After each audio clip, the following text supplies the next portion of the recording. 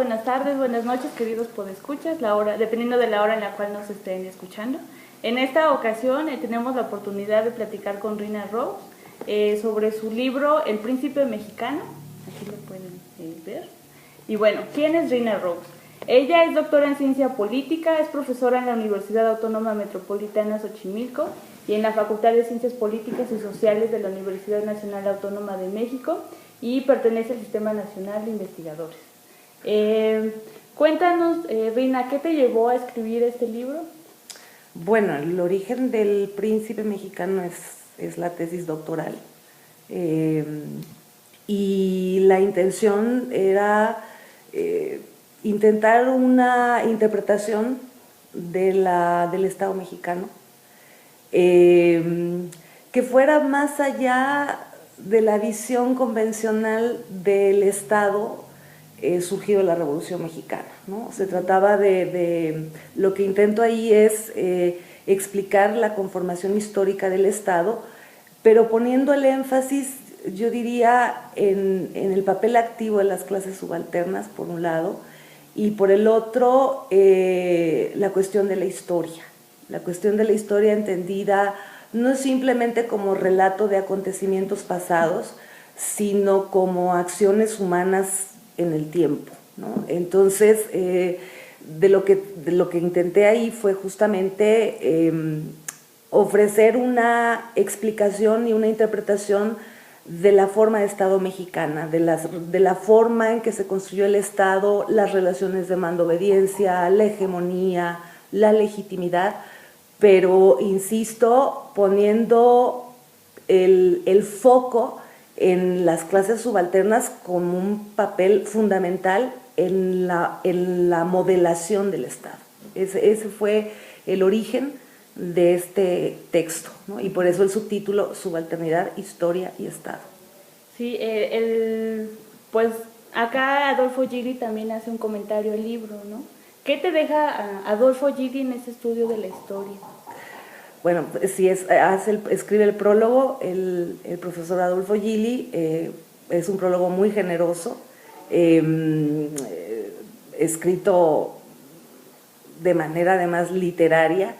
Él fue justamente el asesor de esa tesis doctoral y bueno, yo me formé con Adolfo Gili, tenemos muchos años trabajando juntos y justamente, bueno, además de que tuvo la generosidad de escribir ese prólogo, pues yo me formé justamente en su manera, en su modo de mirar la historia, ¿no?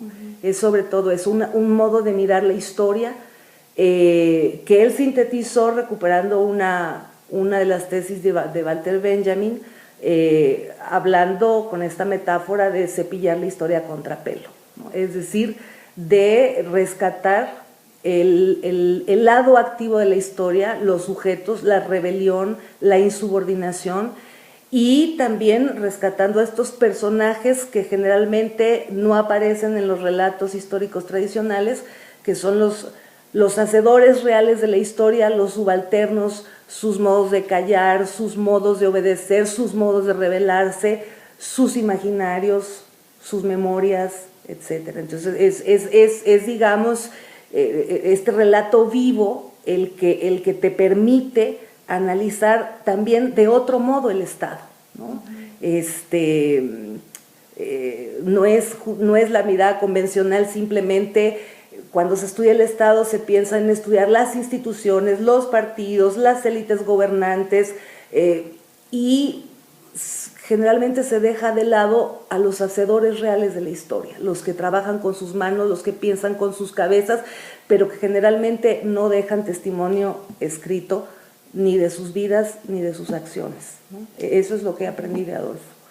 Sí, porque, bueno, en el libro lo mencionas, ¿no? Bueno, este libro va a ser como ese estudio del Estado del siglo XX, pero también con esos núcleos temáticos que implicaba el fenómeno estatal, como la relación mando-obediencia, la construcción de una hegemonía, modos de integración política, legitimidad, soberanía.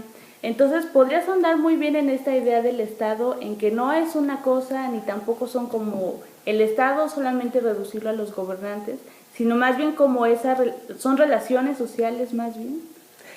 es, digamos, uno de los núcleos teóricos, o más bien uno de los fundamentos teóricos y metodológicos del libro es justamente el concepto de Estado, entendido, como bien dices, no como si fuera un sujeto con voluntad, no como si fuera una cosa, no como si fuera un ente externo, y por supuesto el Estado no se reduce a los gobernantes, y sino entender el Estado como un proceso relacional. Ese es, me parece, el fundamento último de la interpretación. Entender que el Estado es un proceso relacional entre seres humanos que se cristaliza en el tiempo como instituciones, pero que se constituyen las interacciones humanas. Y es en ese proceso relacional conflictivo, dinámico, en donde se va construyendo lo que podríamos llamar la relación estatal. ¿Qué es la relación estatal? Es al mismo tiempo la constitución de una comunidad estatal, pero es también una relación de mando-obediencia que para ser tal supone legitimidad o lo que Gramsci llamaría el momento de la hegemonía, ¿no? Entonces, entender que la relación estatal se construye en el tiempo, se construye en la historia y se construye sobre todo en el conflicto y la negociación entre dominadores y dominados. No como si fueran fuerzas monolíticas, sino un conglomerado de fuerzas multicolor dinámico en donde se va constituyendo esto que llamamos Estado, ¿no? El Estado no es el presidente, no es el gabinete, el Estado somos todos tejiendo esas relaciones de mando-obediencia y por supuesto supone también un orden simbólico, eso es otra cuestión importante, es decir, hay una dimensión inmaterial del Estado que tiene que ver con nociones de autoridad, nociones de justicia, nociones de lo que significa el mando y que hace que la relación estatal sea precisamente compleja, conflictiva, dinámica, no es un ente fijo, establecido de antemano y para siempre, sino que se va constituyendo cotidianamente y desde la subjetividad, ¿no? Entonces, es dejar de ver el Estado como simplemente aparatos, instituciones, ejército, policía. No, el Estado es un proceso relacional que supone también un orden material y un orden simbólico y que se reproduce cotidianamente en la subjetividad, en las creencias, en los modos de obedecer, pero también en los modos de rebelarse, ¿no? Entonces, esa es la idea de entender el Estado como proceso dinámico, relacional, que supone interacciones humanas. Para igual, ¿no? Como esta idea que tienes bueno, ¿por qué el príncipe, no? ¿Por qué tener esa idea del Estado moderno mexicano como el príncipe? No nada más retomando a Maquiavelo, sino también esta idea de que, bueno, el príncipe antiguamente pues se tenía la idea de que para que pueda mandar, para que pueda ser reconocido como esa figura, como esa cabeza pues de todo el cuerpo político, también le debería de retribuir algo a la comunidad, ¿no?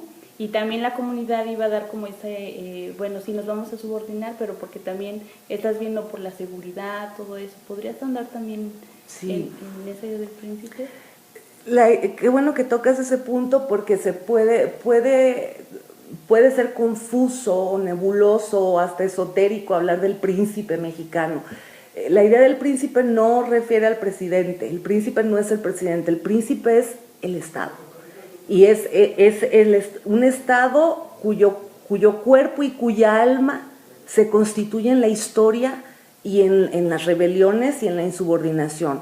Entonces, la figura del príncipe es una figura muy antigua, en realidad es una figura que viene de Roma, pero que retoma Maquiavelo para pensar el Estado moderno y que luego recupera Gramsci leyendo a Maquiavelo para hablar justamente del príncipe como la representación simbólica de una voluntad colectiva. Y sin esa voluntad colectiva no hay Estado.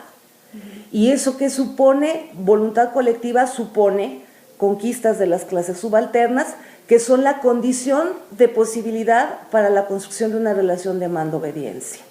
Es decir, la élite gobernante para ser tal, el mando estatal para ser tal, necesita, en el caso mexicano, recuperar tradiciones, formas de socialidad e incluso mitos de las clases subalternas. Y en ese contexto, en ese proceso, se va constituyendo una relación de mando-obediencia que se basa en códigos no escritos, ¿no? No está en la Constitución la forma de mandar y obedecer. Esa relación de mando-obediencia se crea en el conflicto, se crea en la historia y se va construyendo como un intercambio, digamos, de protección a cambio de lealtad, protección a cambio de fidelidad. Es la forma histórica en que se construyó la relación de mando-obediencia mexicana, y que supone este pacto no escrito entre gobernantes y gobernados. ¿Cuáles son los fundamentos de ese pacto no escrito? Primero, el primer fundamento sería el que fue una forma estatal, una relación estatal que sacó la tierra de los circuitos del mercado. Eso fue elegido. Sacó la tierra de los circuitos del mercado, lo cual suponía proteger un derecho ancestral sobre todo de los pueblos indígenas y campesinos. La salida de la tierra de los circuitos del mercado. El segundo elemento de ese pacto de protección y lealtad, la noción de los bienes comunes. La noción de los bienes comunes, que es también un derecho de las comunidades agrarias desde tiempo inmemorial, y que supone la noción de los bienes comunes materiales e inmateriales, quedan salvaguardados como patrimonio del pueblo mexicano. Eso era el artículo 27.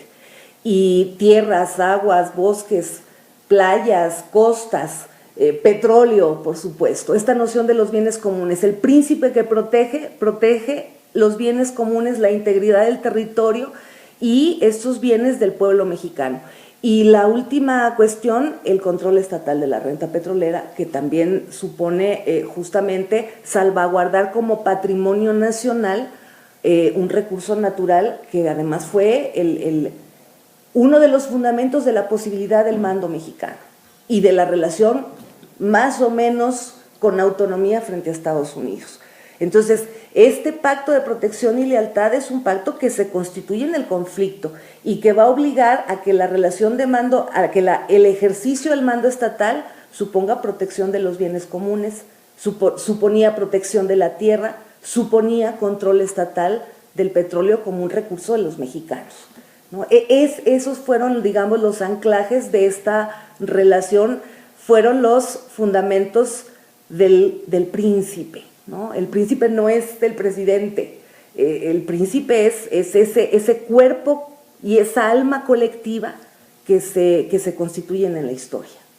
Sí, algo también, esto que mencionas es como la estatalización del Estado, ¿no? Que lo mencionas en el libro. ¿Cómo es que el Estado va a obtener esa legitimidad por parte de la comunidad, no solamente en México, ¿no? Sino yo creo que más bien es parte de la modernidad capitalista?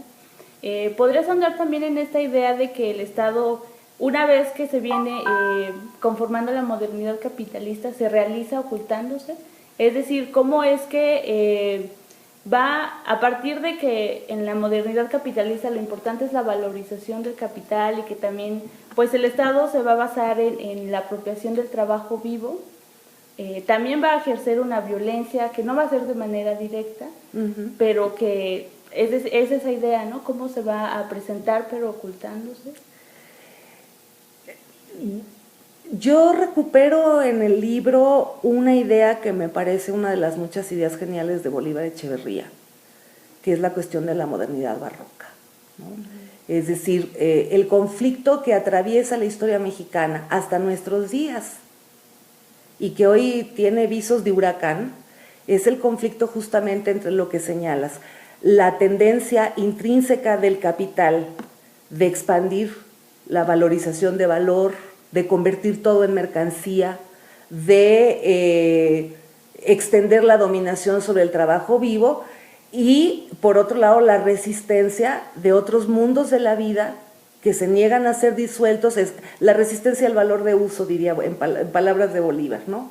Y este conflicto que atraviesa toda la historia mexicana es un conflicto que yo diría que en América Latina, en el caso de México, se soluciona de una manera excepcional, o se resuelve temporalmente de una manera excepcional, que es poniéndole diques al capital, ¿no? Es la modernidad barroca, como le llamaba Bolívar, es esta modernidad extraña, en donde el valor de cambio tiene problemas para realizarse porque hay una resistencia permanente del valor de uso a ser subsumido por el capital, ¿no? Es decir, los mundos de la vida agrarios, las sociedades comunitarias, las formas de entender la vida, las formas de entender el tiempo, la relación sagrada con la naturaleza, esas son elementos que el capital niega. Pero el Estado mexicano es resultado justamente de esta imposibilidad de que en México se pudiera hacer una república liberal, como en Estados Unidos, ¿no? En donde lo que impera es el valor de cambio. Entonces, aquí la difusión del capital, con toda su violencia, tuvo que, se le pusieron diques, digamos, ¿no? Y la relación estatal es parte de este proceso, ¿no? Y por eso, digamos, tan distinta la configuración histórica del Estado mexicano de otras repúblicas liberales, no solo en todo el continente, ¿no? Fue la excepcionalidad mexicana, ¿no? Creo yo. Y fue también lo que permitió, y esto hay que subrayarlo en estos tiempos, lo que permitió también una relativa autonomía frente a Estados Unidos, ¿no? Es decir, en esa disputa por el mando se afirmó el Estado mexicano como mando supremo en el territorio nacional. Esto es lo que se está disolviendo ahora, ¿no? Y bueno, yo subrayaría la cuestión de la modernidad barroca, ¿no? Como esta... Tú sabes que Bolívar hacía una distinción muy clara entre un nivel muy abstracto al hablar de modernidad capitalista, y otro nivel mucho más histórico, concreto, cuando él hablaba de los múltiples etos de la modernidad, ¿no? Las múltiples modernidades, porque el capital no es algo etéreo, el capital se terrenaliza, se hace cuerpo y sangre, ¿no? Y se topa con otras matrices civilizatorias. Y en este territorio que hoy se llama México, pues hay una historia civilizatoria que le da una configuración específica al Estado, ¿no? Eso es otra cosa que hay que entender. No se puede entender el Estado mexicano simplemente de la Revolución Mexicana para acá. Hay que ir más atrás, porque hay como dice Adolfo en su prólogo, hay una fractura originaria que es la conquista, ¿no? Y esa conquista significó violencia, pero también significó el establecimiento de una configuración estatal como la monarquía española, que también se basaba en relaciones de protección y lealtad, ¿no? Entonces, uno tiene que ir hasta atrás. Creo que alguien que entendía muy bien esto era Octavio Paz. Un profundo conocedor de la época colonial y de lo que significó esa época en la configuración del modo de ser mexicano, ¿no? En esta idea, creo que tocaste un tema muy interesante también, sobre esta idea del ethos que viene, también retomas a Hegel, ¿no? Así de, bueno, Hegel, ¿cómo es que lo podemos, cómo se incluye también en ese análisis del Estado? ¿Podrías ahondar en eso? Sí, bueno, sí, el texto recupera, además de abrevar de la historia, recupera los clásicos, ¿no?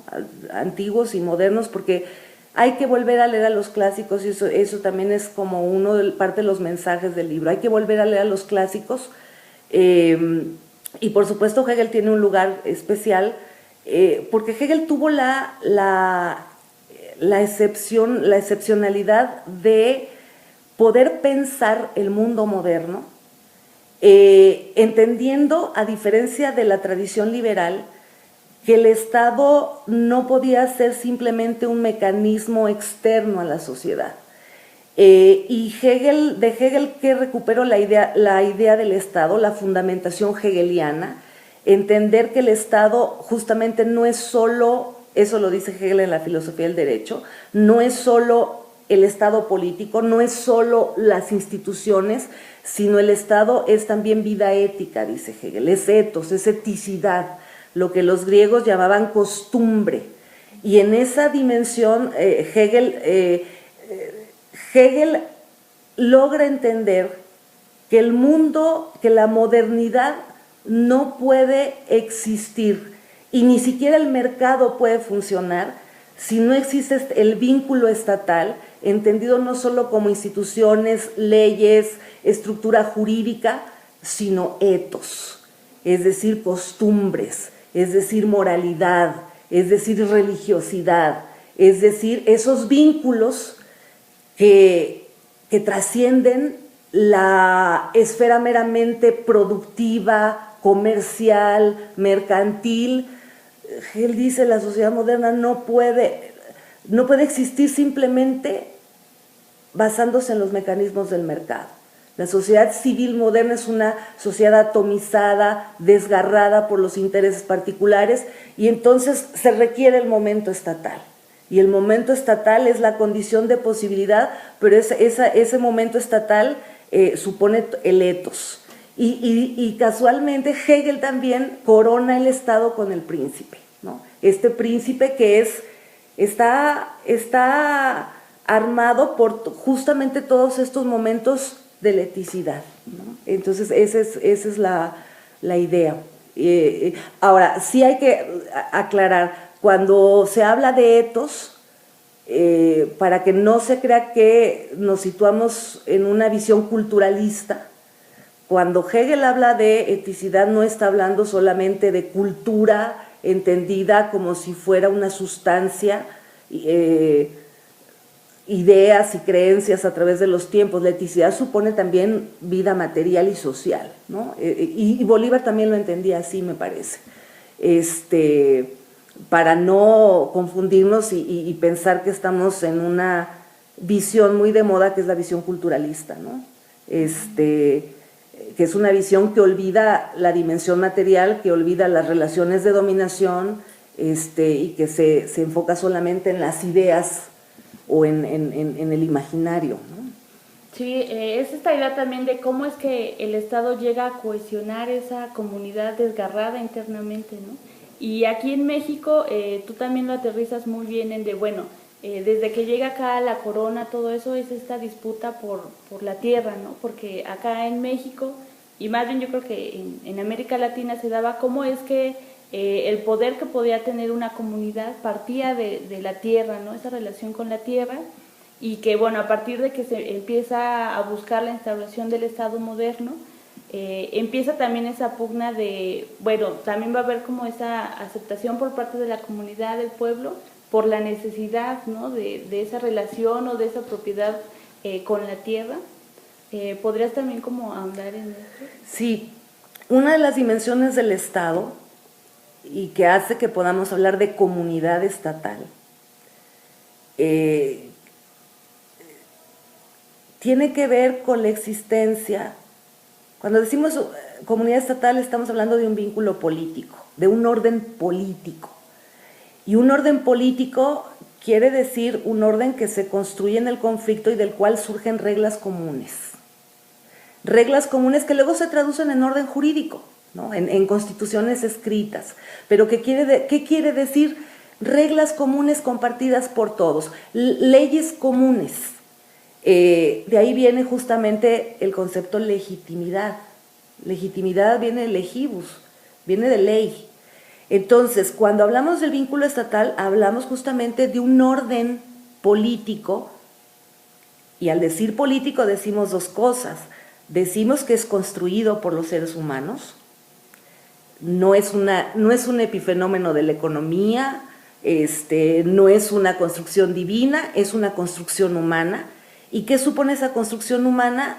Que los seres humanos, en el conflicto y en el acuerdo, establecen reglas comunes que nos permiten vivir como lo que los griegos llamaban como ciudadanos, como miembros de una comunidad política. Esas reglas comunes son las que se traducen después en la Constitución. Entonces, lo que explica, lo que explica el libro es cómo surgen esas reglas comunes. Y esas reglas comunes tienen que ver con la tierra, ¿no? Es decir, fue parte fundamental del orden político mexicano sacar la tierra de los circuitos del mercado. Aquí el capital no entra. Eso fue elegido. No era mercancía, no se compra, no se vende, porque era parte de la tradición mexicana.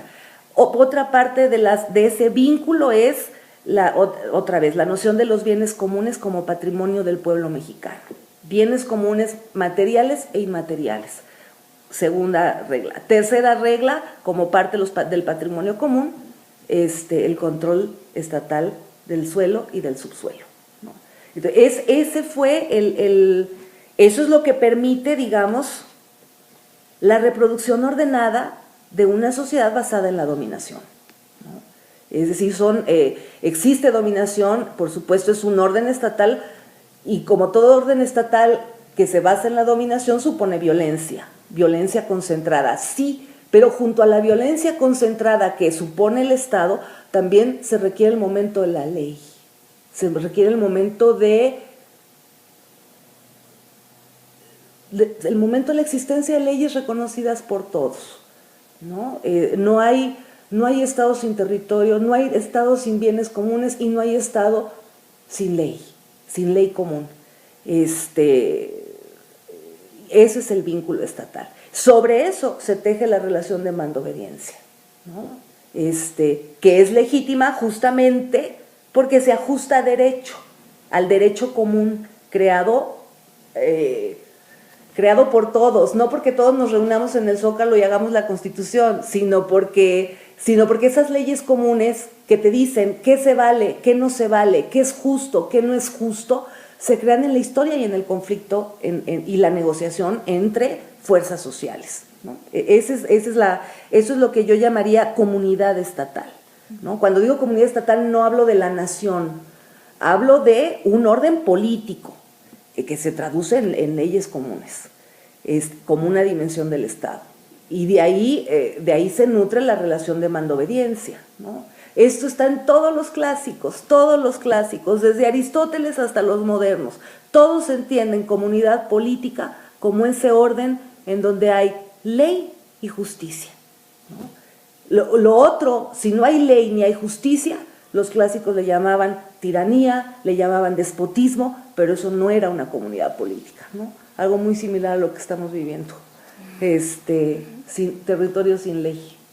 Sí, en la parte final del libro también pues llegas, ¿no? Cómo es que se conforma el Estado moderno ya en México y sí, ¿no? Como lo acabas de decir a lo largo de la entrevista, no es que se haya instaurado de manera desde arriba, ¿no? Así de, bueno, ahora va a ser así, sino que se dio justamente como lo mencionabas en esta pugna, que podríamos hablarlo desde Juárez, ¿no? También de los partidos liberales, conservadores, cuál era su idea de que acá debía de adoptarse pues esta idea del Estado moderno, sí, todo eso, y cómo es que con Cárdenas pues se llega al príncipe mexicano, ¿no? Sí, una de las tesis del libro es justamente que el Estado se conforma en un arco histórico, es decir, un arco histórico es una metáfora, obviamente, un arco histórico atravesado por la violencia y atravesado por rebeliones y hasta la Revolución Mexicana. Y justamente ese arco lo que revela es lo que acabas de decir, el Estado no se puede imponer desde arriba. El proyecto liberal, que es un proyecto serio de construir una república liberal, moderna, de ciudadanos, no se puede implantar. No se puede porque empiezan las resistencias y empiezan las rebeliones. Y justamente en ese arco histórico yo creo que hay la forma en que se construye el Estado no tiene nada que ver con el modelo liberal republicano, ¿no? Es un arco que se inicia con el juarismo, con las leyes de reforma, y que culmina en los años del cardenismo, con este acontecimiento que no tenía parangón en América Latina, que es el de la expropiación del petróleo.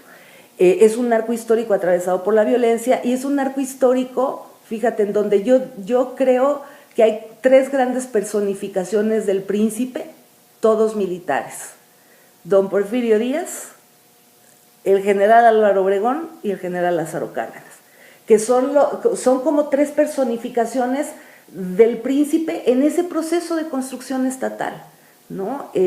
Y todos en su momento tuvieron que ejercer el mando en esta relación de protección a cambio de lealtad. Cuando don Porfirio dejó de proteger a los pueblos y cuando regresó el proyecto de modernización liberal de los científicos, le salió la revolución, ¿no?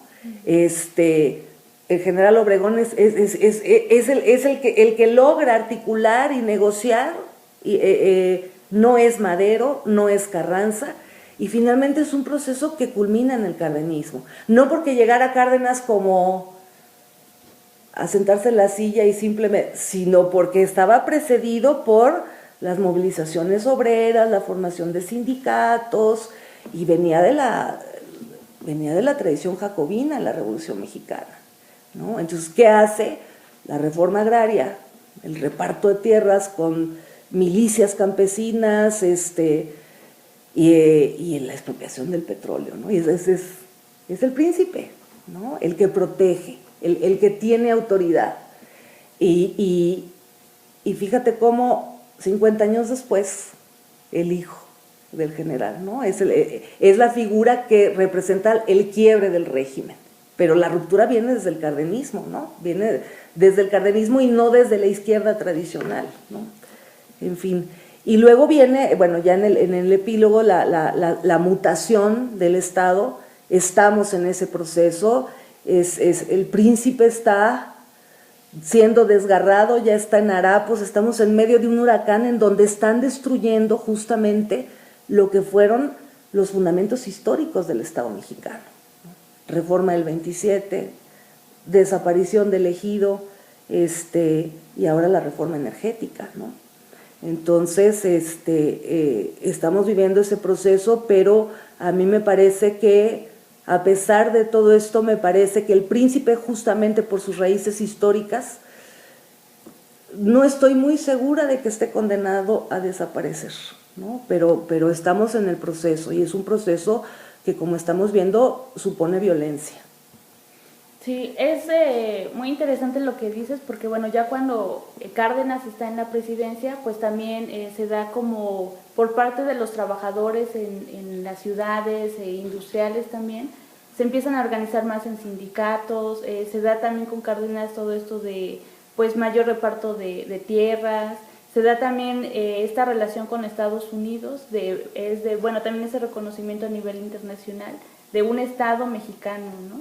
Que debía de ser respetado, y también pues obviamente la expropiación petrolera, esa idea de es que el petróleo es de ustedes, del pueblo, y bueno, no, inclusive las narraciones que en algún momento del libro citas de cómo la gente sale también a las calles para festejar esta expropiación petrolera, ese reconocimiento, ¿no?, del petróleo, pues del pueblo mexicano. Pero ¿cómo podemos pensar actualmente, retomando este contexto histórico, ahora con una reforma laboral, donde pues ya se está como también todo eso de los sindicatos, pues también está como pues desmembrado ahorita con la reciente reforma energética?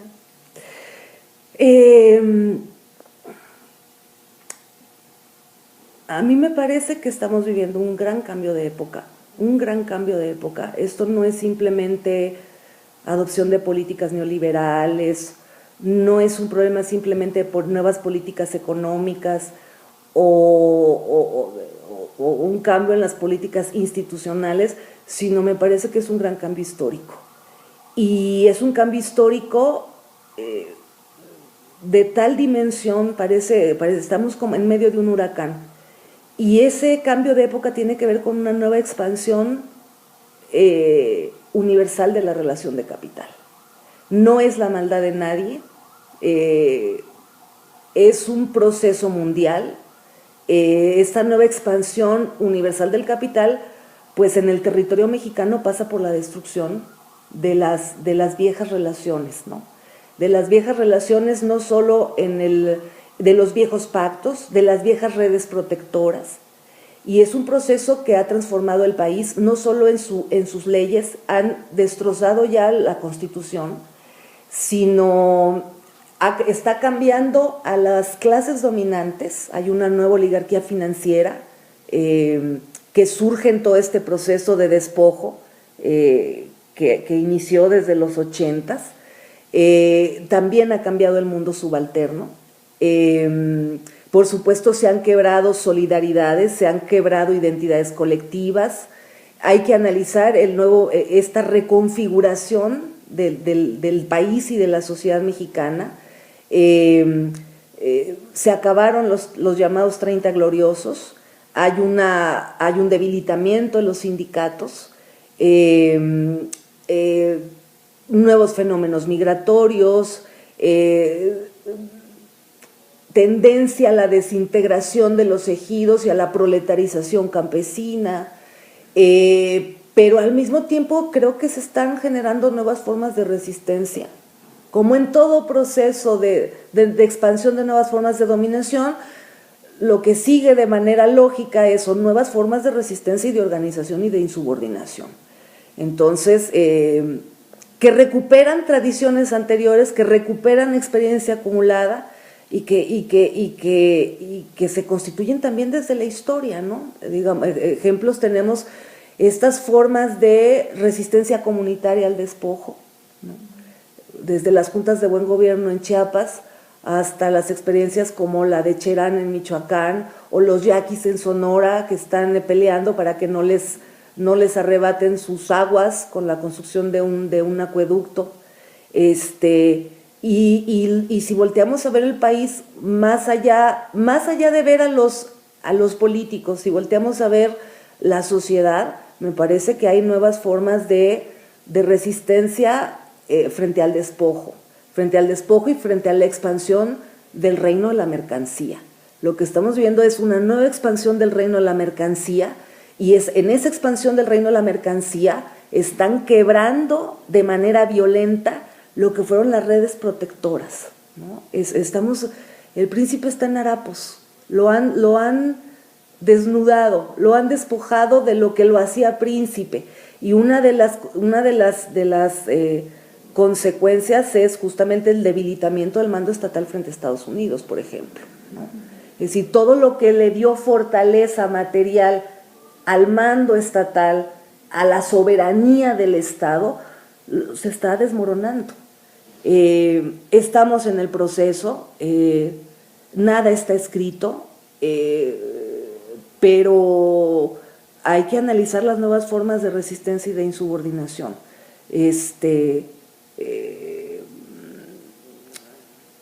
El capital crea también sus propios, con las nuevas tecnologías, crea también nuevos medios materiales también para la organización, ¿no? Entonces, pero eso es un tema de reflexión que tenemos que tener hoy, ¿no?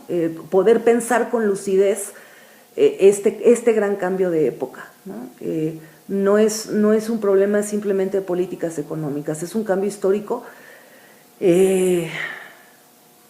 en donde se trata de expandir el reino de la mercancía, y encuentra la resistencia de los seres humanos, porque los seres humanos son seres humanos. Entonces, esa es la gran contradicción de la civilización del capital. No puede, para hacer capital tiene que destruir la civilización, y si destruye la civilización, entonces, bueno, ya estaríamos hablando de la barbarie o de cosas ya que parecerían, no sé, el diluvio universal, ¿no?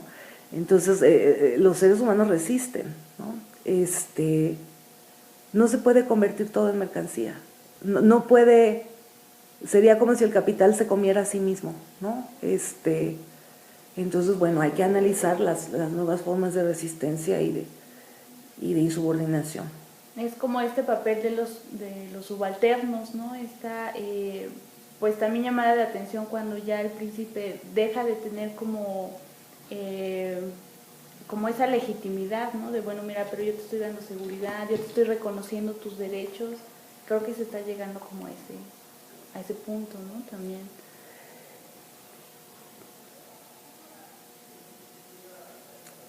el príncipe resiste siempre y cuando entendamos que el príncipe no es el presidente. O sea, ¿cuáles son las demandas hoy del pueblo mexicano?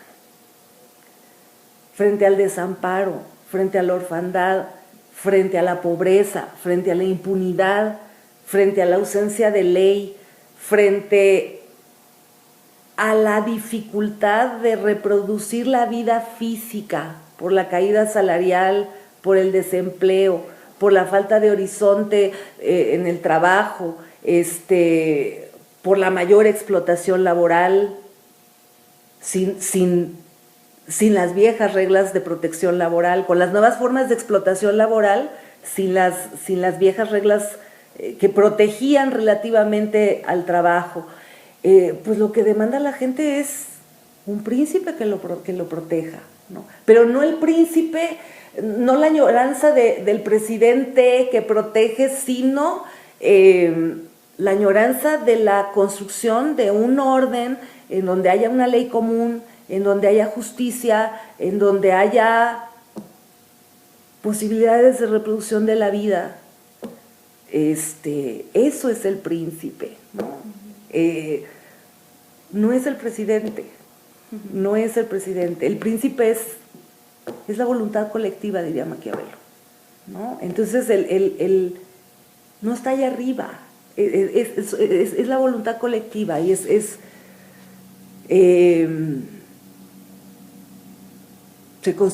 reconstruirá desde abajo, y de otra manera no va a ser el retorno del viejo príncipe, es otra cosa, ¿no? Pero estamos en ese proceso, ¿no? Y el problema es que están desarmando, están desmantelando todas las piezas del cuerpo estatal, pero estamos en una especie de interregno, ¿no? Interregno en el sentido literal. Interregno quiere decir entre dos reinos. Están desmantelando todas las reglas del orden estatal, pero no han logrado construir una nueva relación estatal, ¿no? Y entonces lo que tiene son pactos por México entre partidos, cruzada contra el hambre, que no resuelve, es decir, es de risa. Así no se construye una relación estatal. Entonces, bueno, pero eso es problema de ellos, ¿no? Entonces, Maribel, estamos en un gran cambio de época y justamente lo que hay que analizar es qué significa todo esto en términos del Estado, qué significa, lo estamos viendo, ausencia de una relación estable de mando-obediencia, violencia cotidiana, violencia vuelta a pandemia, inseguridad, sentimiento de desamparo, y en este contexto, bueno, la gente se autoprotege, ¿no?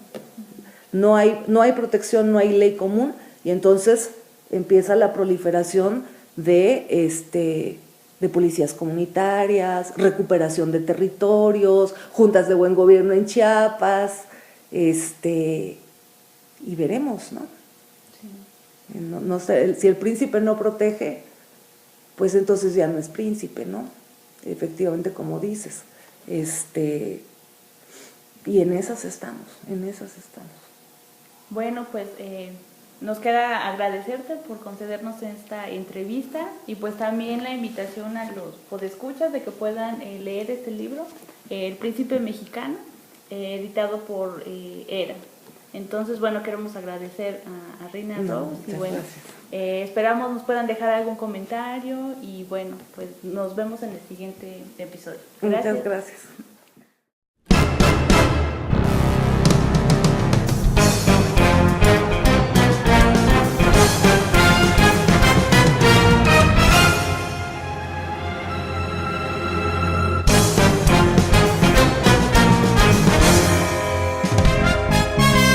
Más bien es digamos uno de los núcleos teóricos o más bien uno de los fundamentos teóricos y metodológicos del libro es justamente el concepto de Estado, entendido, como bien dices, no como si fuera un sujeto con voluntad, no como si fuera una cosa, no como si fuera un ente externo, y por supuesto el Estado no se reduce a los gobernantes, y sino entender el Estado como un proceso relacional. Ese es, me parece, el fundamento último de la interpretación. Entender que el Estado es un proceso relacional entre seres humanos que se cristaliza en el tiempo como instituciones, pero que se constituyen las interacciones humanas. Y es en ese proceso relacional conflictivo, dinámico, en donde se va construyendo lo que podríamos llamar la relación estatal. ¿Qué es la relación estatal? Es al mismo tiempo la constitución de una comunidad estatal, pero es también una relación de mando-obediencia que para ser tal supone legitimidad o lo que Gramsci llamaría el momento de la hegemonía, ¿no? Entonces, entender que la relación estatal se construye en el tiempo, se construye en la historia y se construye sobre todo del príncipe mexicano, es la tesis doctoral. Y la intención era intentar una interpretación del Estado mexicano que fuera más allá de la visión convencional del Estado surgido de la Revolución Mexicana, ¿no? Se trataba de lo que intento ahí es explicar la conformación histórica del Estado, pero poniendo el énfasis, yo diría, en el papel activo de las clases subalternas, por un lado, y por el otro, la cuestión de la historia.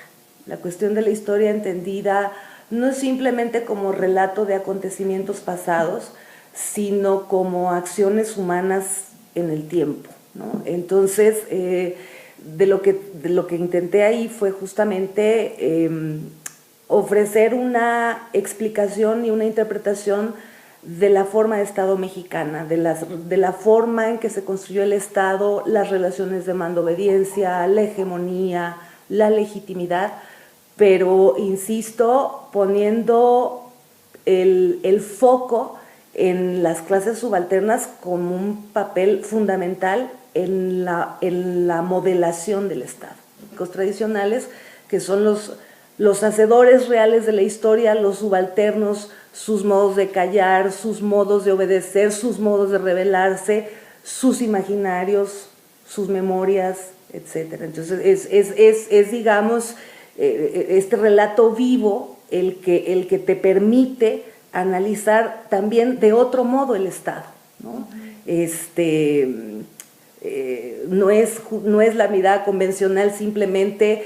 Cuando se estudia el Estado se piensa en estudiar las instituciones, los partidos, las élites gobernantes y generalmente se deja de lado a los hacedores reales de la historia, los que trabajan con sus manos, los que piensan con sus cabezas, pero que generalmente no dejan testimonio escrito ni de sus vidas ni de sus acciones, ¿no? Eso es lo que aprendí de Adolfo. Sí, porque, bueno, en el libro lo mencionas, ¿no? Este libro va a ser como ese estudio del Estado del siglo XX, pero también con esos núcleos temáticos que implicaba el fenómeno estatal, como la relación mando-obediencia, la construcción de una hegemonía, modos de integración política, legitimidad, soberanía. Entonces, podrías ahondar muy bien en esta idea del Estado, en que no es una cosa, ni tampoco son como el Estado, solamente reducirlo a los gobernantes, sino más bien como son relaciones. Ese fue el origen de este texto, ¿no? Y por eso el subtítulo Subalternidad, Historia y Estado. Sí, pues acá Adolfo Gili también hace un comentario al libro, ¿no? ¿Qué te deja Adolfo Gili en ese estudio de la historia? Bueno, si escribe el prólogo el profesor Adolfo Gili, es un prólogo muy generoso, escrito de manera además literaria.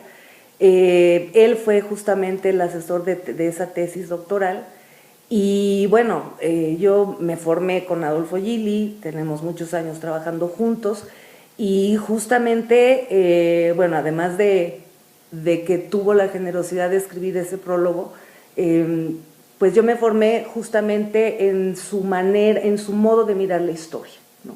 Es sobre todo es un modo de mirar la historia que él sintetizó recuperando una de las tesis de Walter Benjamin, hablando con esta metáfora de cepillar la historia a contrapelo, ¿no? Es decir, de rescatar el lado activo de la historia, los sujetos, la rebelión, la insubordinación, y también rescatando a estos personajes que generalmente no aparecen en los relatos históricos.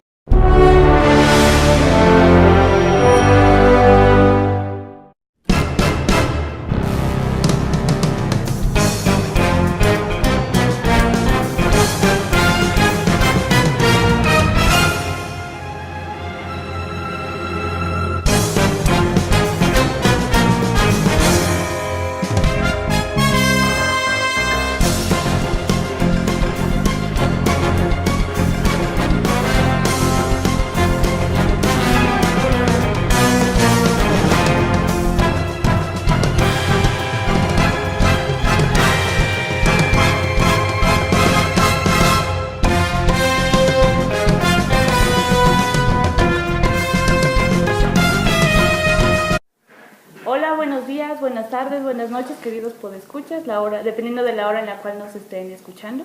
En esta ocasión tenemos la oportunidad de platicar con Rina Rose sobre su libro El Príncipe Mexicano. Aquí lo pueden ver. Y bueno, ¿quién es Rina Rose? Ella es doctora en ciencia política, es profesora en la Universidad Autónoma Metropolitana Xochimilco y en la Facultad de Ciencias Políticas y Sociales de la Universidad Nacional Autónoma de México, y pertenece al Sistema Nacional de Investigadores. Cuéntanos, Rina, ¿qué te llevó a escribir este libro? Bueno, el origen